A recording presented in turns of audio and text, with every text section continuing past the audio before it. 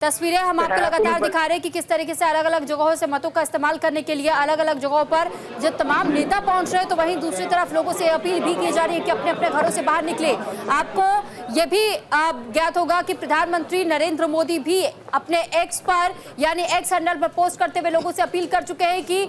पिछले सभी record vote के तहत टूटने चाहिए। यहां तक कि अमित शाह ने भी कहा है कि खर्ची पर्ची को ध्यान में रखते हुए आप अपने मतों का इस्तेमाल कीजिए, क्योंकि वो सरकार नहीं चाहिए जो जनता के हित का ना सोचे और बीजेपी की सरकार को दोबारा से मौका मिलना चाहिए। इससे पहले हमने आपको वो तस्वीर भी दिखाई कि एक युवा होने के नाते किस तरीके से मनु भाकर ने भी कहा कि युवा होने के नाते हम ये मानते हैं कि युवाओं को भी बढ़ चढ़ करके इस लोकतंत्र के पर्व में हिस्सा लेना चाहिए। देखिए, प्रधानमंत्री नरेंद्र मोदी का एक्स हैंडल पर ये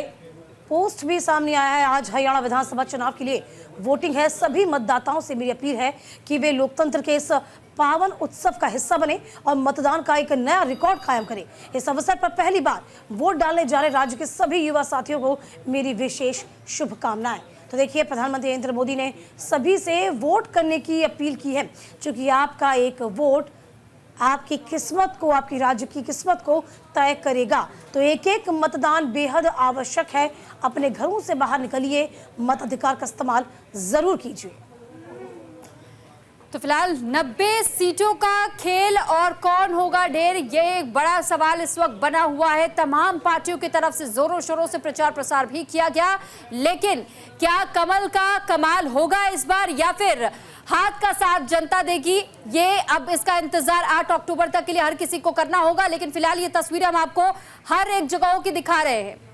चलिए, तमाम जानकारी के साथ हमारे दो सहयोगी लगातार बने हुए हैं। शैंकी हमारे साथ कैथल से हैं, मनोज भी हमारे साथ लगातार बने हुए हैं। मनोज, आपके पास आना चाहेंगे, जरा ये बताइए किस जगह आप मौजूद हैं और इसके अलावा 1 घंटा हो चुका है, किस तरह इस वक्त लोग घरों से बाहर निकल रहे हैं, कितनी उत्साह लोगों में नजर आ पा रहा है?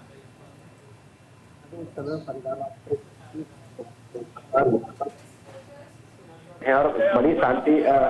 तरीके से यहाँ पर जो प्रशासन है उनकी निगरानी में यहाँ पर वोटें जल रही हैं और सुबह करीबन 1 घंटे का समय है और अब तक करीबन बता दें कि 2000 जो लोग हैं वो अब तक अपनी मतों का प्रयोग कर चुके हैं। पर ऐसे में बता दें कि युवा हैं वो काफी खुश हैं क्योंकि इस बार वो चुनाव कर रहे हैं और उनका जो एजेंडा है शिक्षा और को लेकर, युवाओं के रोजगार को लेकर, उन मुद्दों को लेकर उन्होंने इस बार वोट की है। पर ऐसे में बता दें कि अब जो बुजुर्ग आ रहे हैं वो भी काफी खुश नजर आ रहे हैं, क्योंकि बुजुर्गों के लिए भी प्रशासन ने व्हील चेयर और आधुनिक जो सुविधा है वो प्रशासन ने यहाँ पर की गई है। किसी प्रकार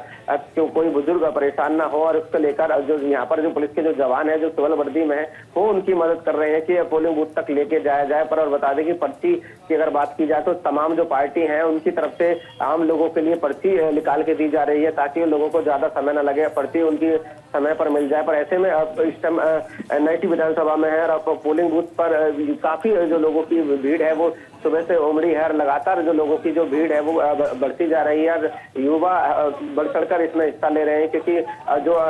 सरकार की तरफ से भी बिल्कुल, देखिए, सरकार की तरफ से पुख्ता इंतजाम किए गए हैं, कहीं किसी को कोई दिक्कतें ना हो, इसका पूरा ख्याल रखा जा रहा है। यदि हम फरीदाबाद का जिक्र करते हैं मनोज, तो फिलहाल ये भी बताइए प्रमुख मुद्दे यहाँ पर क्या कुछ हैं, क्या कुछ उम्मीद के साथ लोग अपने मताधिकार का इस्तेमाल कर रहे हैं, यदि आपने लोगों से बात की हो तो?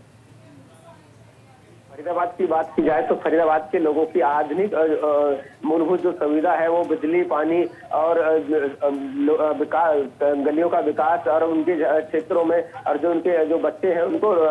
नौकरियां नहीं मिली हैं क्योंकि पढ़ने लिखने के बाद भी आज का जो डिग्री होल्डर बच्चे हैं वो धक्के खा रहे हैं, जिसको लेकर वो काफी परेशान है और उन्हीं मुद्दों को लेकर इस बार वो वोट करने वाले हैं। अब देखना होगा कि दो पार्टी आमने सामने की टक्कर है, बीजेपी और कांग्रेस